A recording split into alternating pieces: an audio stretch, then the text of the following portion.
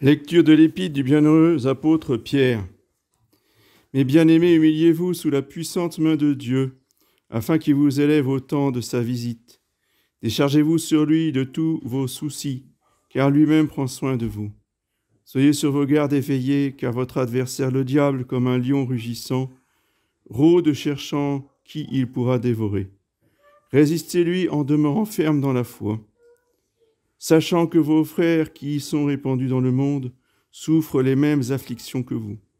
Mais après que vous aurez un peu souffert, le Dieu de toute grâce, qui nous a appelés à son éternelle gloire dans le Christ Jésus, achèvera lui-même son œuvre, vous fortifiera et vous affermira. À lui soit la gloire et l'empire dans les siècles des siècles, ainsi soit-il. Suite du Saint Évangile selon saint Luc. En ce temps-là, comme des publicains et des pécheurs s'approchaient de Jésus pour l'entendre, les pharisiens et les scribes en murmuraient. « Cet homme, disait-il, accueille les pécheurs et mange avec eux. » Alors il leur dit cette parabole. « Qui d'entre vous, s'il a 100 brebis et qu'il en perd une, ne laisse les 99 autres dans le désert pour aller à la recherche de celle qui est perdue, jusqu'à ce qu'il la trouve. Et lorsqu'il l'a trouvée, il la met sur ses épaules, plein de joie. Et arrivé chez lui, il assemble ses amis et ses voisins, et il leur dit « Réjouissez-vous avec moi, car j'ai trouvé ma brebis qui était perdue. » Je vous le dis, il y aura de même plus de joie dans le ciel pour un seul pécheur qui fait pénitence que pour 99 justes qui n'ont pas besoin de pénitence. Et quelle femme possédant 10 drachmes, si elle en perd une, allume la lampe et ne balaye sa maison et ne cherche soigneusement jusqu'à ce qu'elle la retrouve. Et l'ayant retrouvée, elle appelle ses amis et ses voisines en disant « Réjouissez-vous avec moi, car j'ai retrouvé la drachme que j'avais perdue. » C'est ainsi, je vous le dis, qu'il y a de la joie chez les anges de Dieu pour un seul pécheur qui fait pénitence.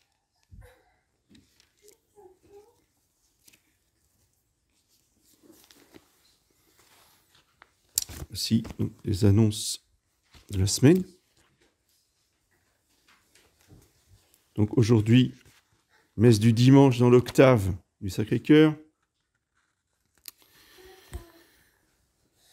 Lundi 14, Saint Basile le Grand. Mardi 15, mercredi 16, jeudi 17, dans l'octave. Et vendredi 18, octave du Sacré-Cœur. Samedi 19, Sainte Julienne. Et dimanche prochain, 4e dimanche après la Pentecôte. La messe aux horaires habituels, 9h lundi, mardi, 9h30 mercredi, jeudi à Pommerite, 11h vendredi et samedi.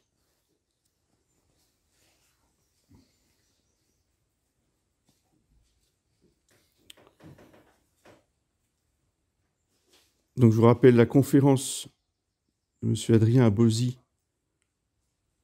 à 14h cet après-midi à Rennes, à la chapelle Saint-Pie V. Et puisque nous sommes le 13 juin, c'est la fête de Saint-Antoine, dont il n'y a pas de mémoire cette année, mais vous remarquerez, il n'y a pas la mémoire du dimanche non plus. Donc il y a juste la mémoire du Sacré-Cœur. Je vous propose une pratique traditionnelle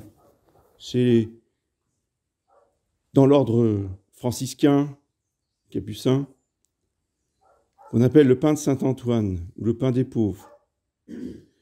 Il s'agit de demander à Saint-Antoine une grâce particulière que vous voulez obtenir et vous offrez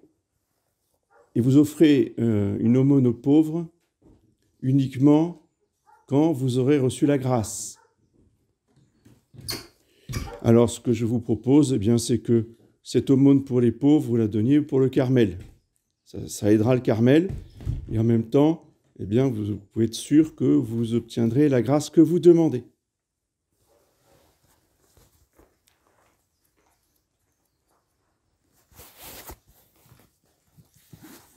Au nom du Père et du Fils et du Saint-Esprit, ainsi soit-il. Mes bien chers frères, dans la suite logique et cohérente de l'exposé des mystères de notre Seigneur Jésus-Christ, dans sa vie glorieuse, oui. Car nous ne sommes plus dans les mystères de Jésus dans la vie terrestre, nous sommes dans les mystères de Jésus dans la vie céleste.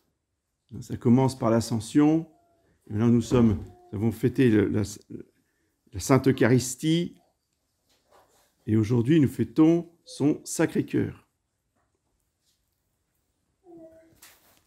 Parce qu'il l'a voulu, parce qu'il l'a demandé, parce qu'il l'a même exigé pour la France, pour le monde, pour l'Église. Seule l'Église a répondu. L'État a répondu absent, mais l'Église, les papes ont établi la dévotion, la fête du Sacré-Cœur pour l'Église universelle, afin que tous les catholiques du monde, méditent,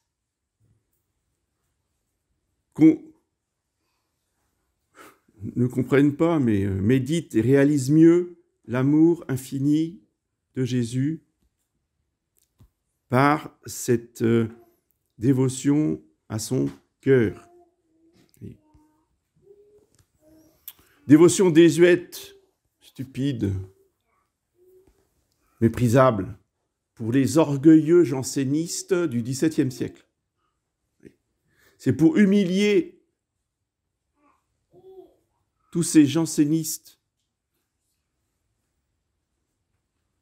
que notre Seigneur a voulu établir publiquement le culte de son Sacré-Cœur.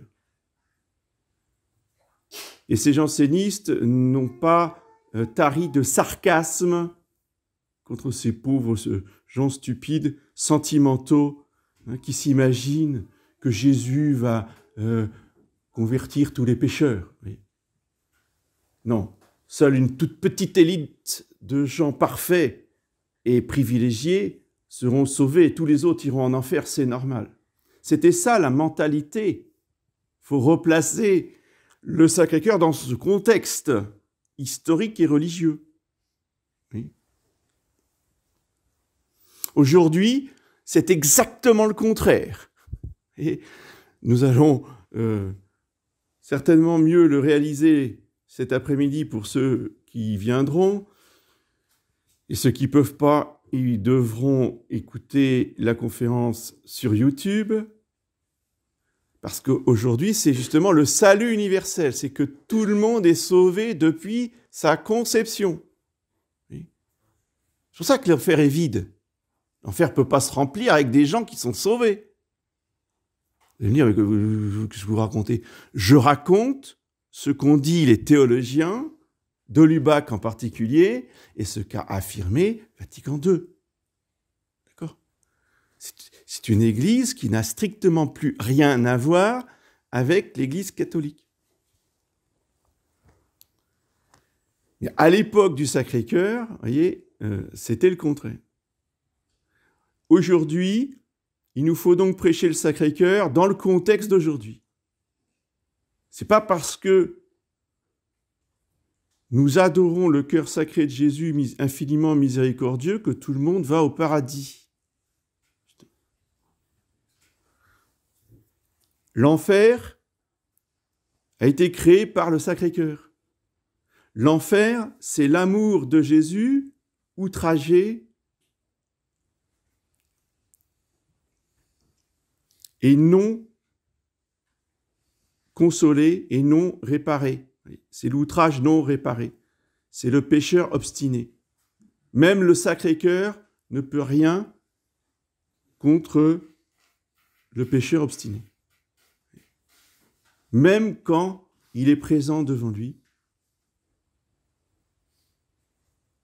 il n'a pas pu sauver Judas. Et pourtant, c'était bien le Sacré-Cœur qui était là.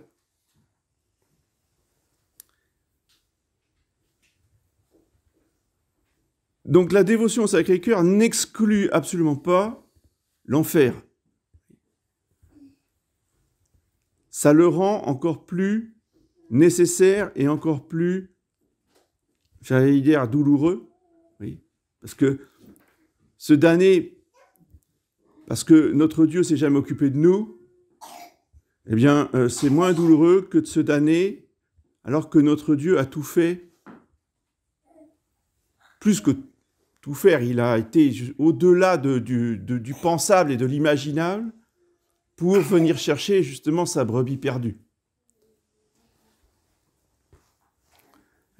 Le damné, c'est celui qui voit arriver, c'est la brebis perdue qui voit arriver son bon pasteur et qui part en courant, se précipiter dans le ravin. Ça, c'est le damné.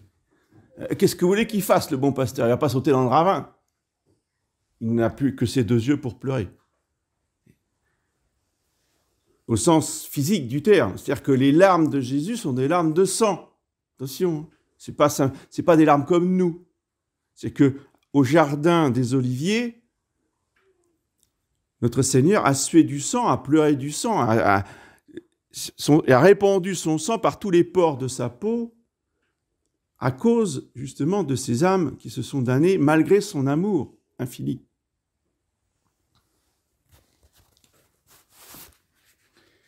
C'est cela qu'il faut rappeler aujourd'hui. On a trop prêché l'amour du Sacré-Cœur de Jésus en disant que il n'y a plus d'enfer. Et moi, j'ai eu le privilège de venir d'une chapelle où on nous prêchait qu'on n'aurait pas de purgatoire. S'il vous plaît. Ben oui, il suffit d'avoir la dévotion vers Sainte Thérèse et l'amour, et Sainte Thérèse a dit, pour ceux qui aiment, il n'y aura pas de purgatoire. Donc, ben nous, on était les privilégiés de ceux qui n'iraient pas au purgatoire. Quand on prêche l'amour comme ça, l'amour, c'est pas l'amour du Sacré-Cœur de Jésus. C'est autre chose. Alors pourquoi la dévotion au cœur? Là aussi, il faut bien comprendre pourquoi on représente, vous voyez, le cœur de Jésus, c'est son cœur physique, au milieu de la poitrine. Alors évidemment, ceux qui restent aux apparences, ceux qui ne rentrent pas avec la foi, disent, oui, c'est le palpitant, comme on dit ça. Ah, j'aime Jésus. Et ils se moquent de ça, de cette façon.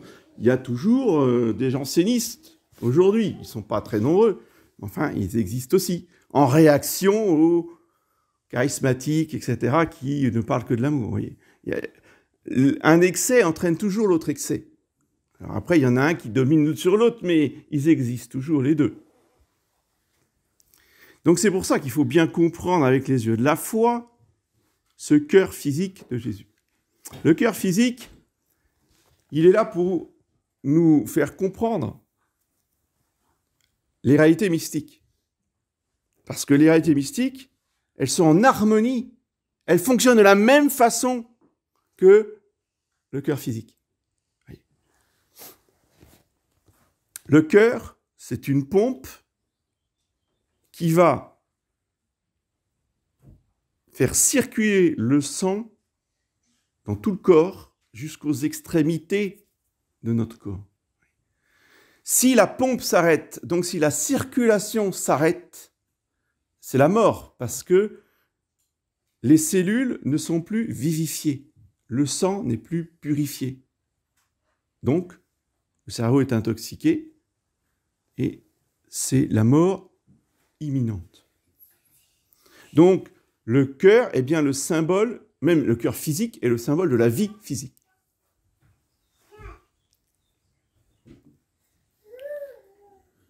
Il y a un deuxième niveau qui est le cœur psychologique. Alors, le cœur psychologique, c'est le cœur de l'âme sensible. Oui, c'est le siège des sentiments, des passions. Et il a son utilité, il a sa force, c'est aussi un moteur. un moteur de vie. Si on ne fait pas les choses à cœur, comme on dit en français, prendre les choses à cœur, ça veut dire mettre toute son énergie pour faire quelque chose dans un but précis. Quelqu'un qui est complètement démoralisé, découragé, n'a plus le cœur d'entreprendre des choses. Donc le cœur, là, c'est la volonté, c'est la passion. C'est-à-dire que la passion n'est pas mauvaise. La passion, elle n'est pas bonne non plus. La passion, c'est un moteur. Alors, le moteur peut nous entraîner dans le mal, ou le moteur peut nous entraîner dans le bien. Donc, le but, justement, des passions du cœur, c'est de les diriger vers le bien, et d'aimer le bien passionnément. Ensuite, il y a un troisième niveau du cœur, qui est le cœur mystique. C'est la fine pointe de l'âme, ce qu'on peut appeler le libre arbitre, là où repose la Sainte Trinité. C'est le temple de la Sainte Trinité. C'est là où Dieu est présent dans notre âme. Et là, c'est le cœur mystique. C'est plus psychologique, c'est surnaturel, c'est purement spirituel. Ce n'est pas sensible. Le deuxième cœur est sensible, n'est pas matériel, mais il est sensible. Tandis que le troisième cœur n'est pas du tout sensible. Il n'y a aucune perception sensible de la présence de Dieu. Et quand il y a manifestation de la présence de Dieu, quand on a des grâces de raison spéciales, où on est en train de se réaliser que ce n'est pas nous qui agissons, que c'est bien Dieu qui agit dans notre âme, eh bien, il n'y a aucune sensation physique, il n'y a aucun sentiment psychologique. C'est quelque chose, on sent qu'il se passe quelque chose, mais ça n'a strictement rien à voir avec des joies humaines qu'on peut avoir autrement dans la vie de tous les jours. Là, on est dans le troisième cœur.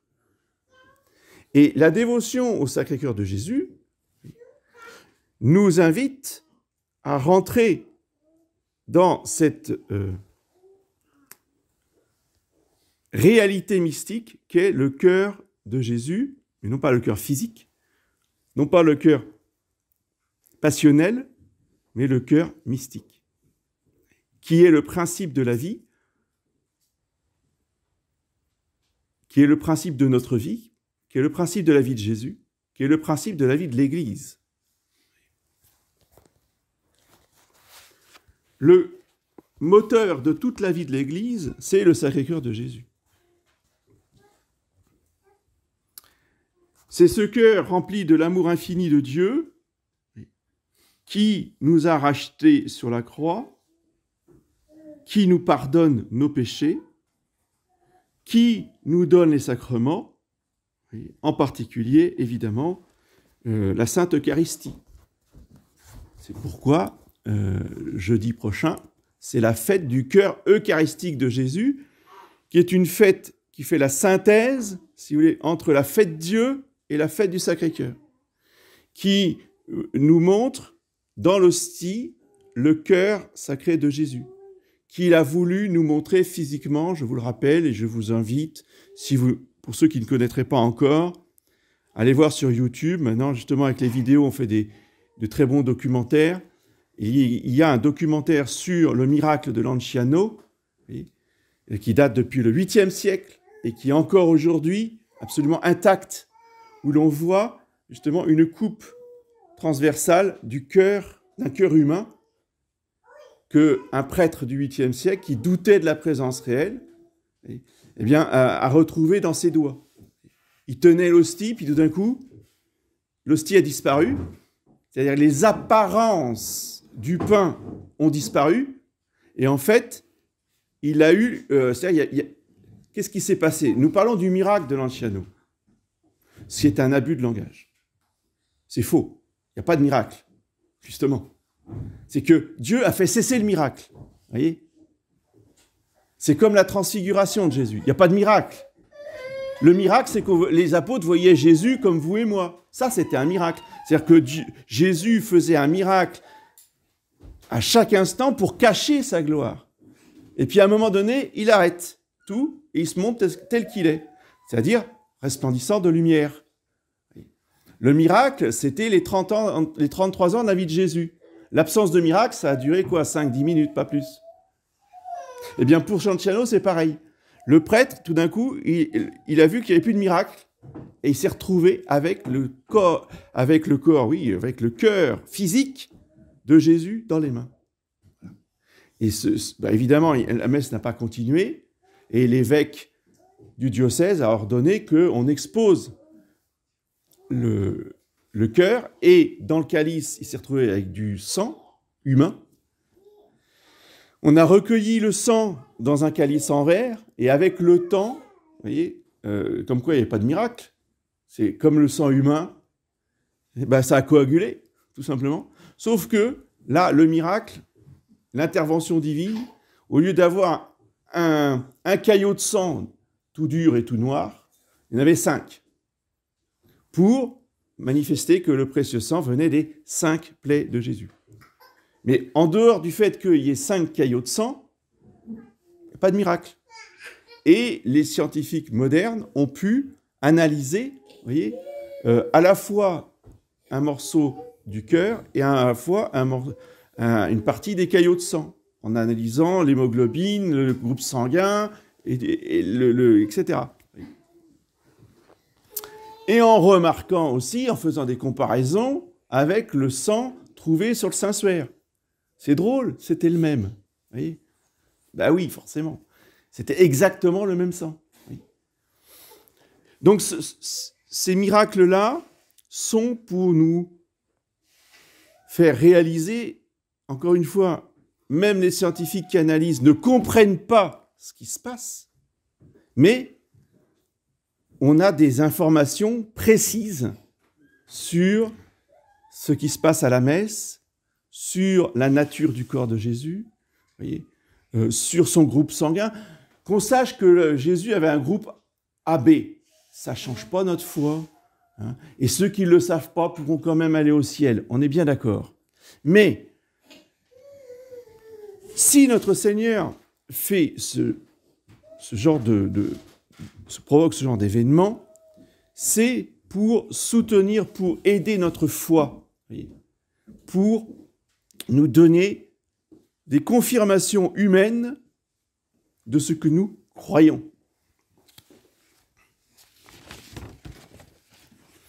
Alors évidemment, la conséquence de cela, ça doit être notre reconnaissance, notre gratitude. Consoler l'amour ignoré, consoler l'amour outragé, consoler l'amour méprisé de Jésus, qui a tant fait pour nous et qui ne reçoit en retour que de l'ingratitude.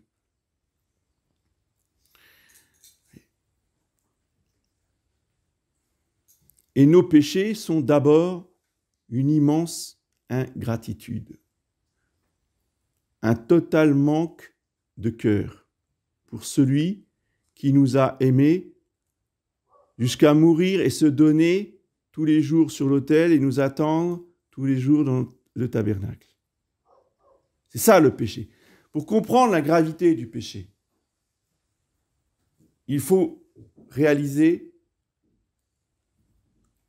contre quoi lutte le péché. Il lutte, il injurie, il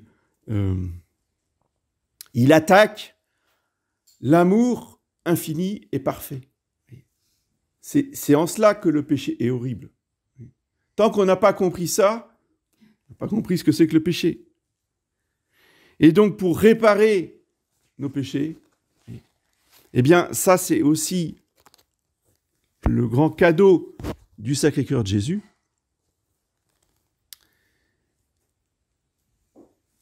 Il nous donne les moyens de réparer. Parce que de nous-mêmes, nous ne pourrons jamais réparer les péchés. Si nous considérons que nous allons réparer nos péchés par nos prières, par des pèlerinages, par des pénitences, par des jeûnes. Là, on va directement chez les jansénistes. C'est pour ça qu'il y a tant de catholiques qui ne comprennent pas le Sacré-Cœur et qui sont si orgueilleux, si méprisants, si intransigeants, qui mettent tout le monde en enfer. Vous voyez, parce qu'il y a vraiment que quelques dizaines de personnes, et encore, on va être généreux en France, qui pourront aller au ciel. Mais oui, et ils ont raison, humainement parlant. Même s'ils exagèrent un peu. Il y a un fondement là-dedans. Simplement, ils raisonnent totalement en dehors de notre Seigneur Jésus-Christ. Parce que seuls peuvent réparer nos péchés de manière correcte et efficace les saintes plaies de notre Seigneur Jésus-Christ. Et rien d'autre. Ce n'est pas nos petites pénitences, il faut les faire, mais ce n'est pas la peine d'en faire des tas non plus, ni des tonnes. Déjà, respectons le jeûne eucharistique, déjà, rien que ça. Jeûne depuis minuit. Oh, depuis minuit, oh là là, c'est dur. Vous voyez, déjà, rien que ça. On ne parle pas de faire des flagellations. Juste pas manger depuis minuit quand on va à la messe le dimanche. Rien que ça. Le droit canon. La loi de l'Église depuis 2000 ans. C'est tout. On applique déjà ça. Mais même ça ne suffit pas pour réparer nos péchés.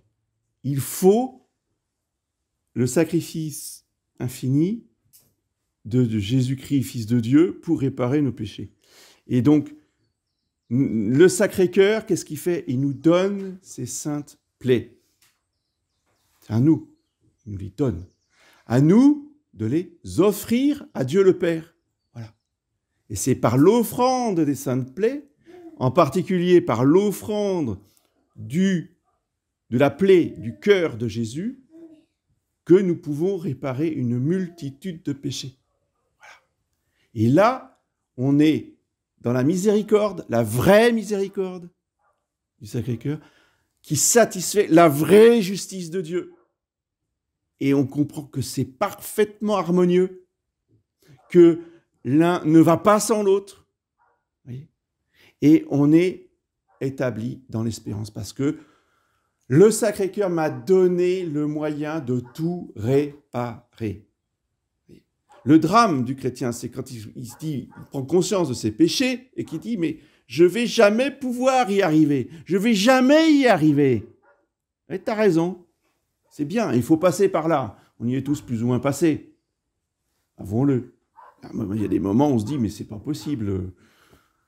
Eh bien, grâce au Sacré-Cœur, grâce aux saintes plaies, eh bien, nous pouvons y arriver. N'oublions pas l'union indissociable entre les plaies, la plaie du cœur ouvert et les plaies de la tête, de la couronne d'épines. Les deux sont liés. Et il faut aussi avoir la dévotion envers les saintes plaies de la couronne d'épines. Parce que le cœur ne va jamais sans la tête. C'est là aussi où ça se complète bien avec la dévotion au Sacré-Cœur et ça évite une dévotion trop sentimentale et humaine. Ayons une vraie dévotion envers les plaies de la tête de notre Seigneur Jésus-Christ, envers sa sainte couronne d'épines, afin qu'il nous accorde et son amour et sa sagesse, parce que la sagesse éternelle a son siège justement dans la tête de notre Seigneur. Et les deux sont parfaitement en harmonie. Et ainsi, nous serons vraiment efficaces pour consoler notre Seigneur et pour réparer nos péchés. Oui. Et j'attends de pied ferme celui ou celle qui viendra me dire que avoir la dévotion envers la sainte couronne d'épines et les saintes plaies de la tête de notre Seigneur, c'est pas catholique. Vous voyez ? Non, parce qu'il y a Il y a ça. Ça fait des années que je prêche ça. J'ai déjà eu des retours. On m'accuse de prêcher la dévotion envers les plaies de la tête de notre Seigneur. Donc, je vous préviens charitablement. Voyez, vous risquez, si vous en parlez, vous risquez d'avoir des réflexions très désagréables. Mais rassurez-vous, hein, les catholiques du XVIIe, quand ils prêchaient le Sacré-Cœur de Jésus, qui pourtant était apparu à Sainte Marguerite Marie, qui était canonisé, qui avait été approuvé par le pape, vous avez toujours les catholiques de l'époque qui disaient c'est pas catholique, c'est sentimental, c'est pas la vraie spiritualité. Vous voyez, donc jusqu'à la fin du monde, on aura des gens comme ça. Il ne faut pas s'en occuper. Il faut continuer. Vous voyez, cette année, je recommence. Et l'année prochaine, je recommencerai. Ils pourront me traiter de tout ce qu'ils voudront. Je continuerai à prêcher la dévotion envers les plaies de la tête de notre Seigneur. Et il ne faut pas se laisser impressionner par monsieur l'abbé untel, supérieur de je ne sais pas quoi, très bien, et peut-être évêque, il y a même des évêques. Bon, pour l'instant, je n'ai pas entendu parler des évêques, mais on ne sait jamais, hein, peut-être. Il y a bien des évêques et des cardinaux autrefois qui étaient du mauvais côté. On ne se laisse pas impressionner. On continue, on reste respectueux, mais on continue sa vraie dévotion parce que le démon, justement, sait très bien que ce sont ces deux dévotions-là, au Sacré-Cœur et à la tête de notre Seigneur, qui sauvent les pécheurs. Et donc, il veut à tout prix, que les catholiques soient détournés de ces dévotions. Alors pour le Sacré-Cœur, il a perdu, hein, parce que c'est tellement populaire que... Bon, il n'essaye plus, il ne va pas attaquer quelque chose qui est impossible. Mais par contre, la dévotion à la tête de notre Seigneur, alors ça, il se déchaîne contre ça. Oui. À nous de comprendre l'enjeu, vous voyez, de ces deux dévotions qui sont inséparables, de les prier, de les offrir à Dieu le Père pour réparer nos péchés.